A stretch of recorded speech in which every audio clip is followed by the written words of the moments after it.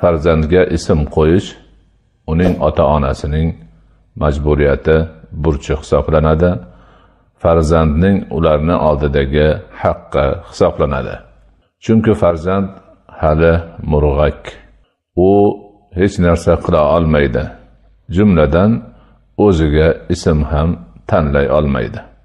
Mo'min musulmon ota-onaning burchi esa ana o'sha farzandga chiroyli, go'zal, musulmoncha nom qo'yishdir. Savolda kelganidek, Allohning ismlarini farzandga qo'yish mumkin emas. Misol uchun Allohning ismlari Alloh deb ism qo'yib bo'lmaydi. Yoki sifatlaridan Sattor deb ism qo'yib bo'lmaydi. G'affor deb ism qo'yib bo'lmaydi va hokazo.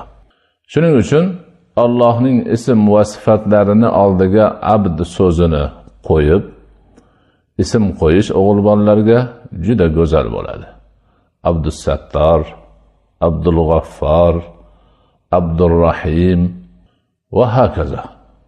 Lekin ming afsuslar bo'lsinki, ana shundoq qo'yilgan ismlarni keyinchalik buzib teskari holatga aylantirish holatlari kishilarda bor.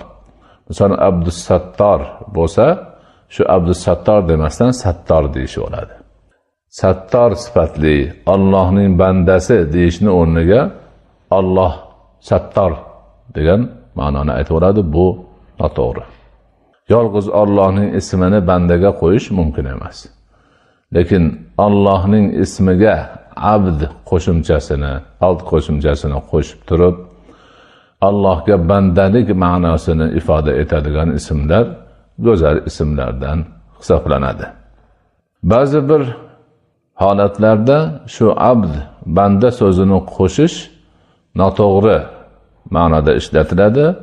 Bu Abdur Rasul, Abdun Nabiy degan ismlarda. Mumkin emas. Rasul payg'ambar, Nabiy payg'ambar. Demak, Rasulga banda bo'lmaydi odam.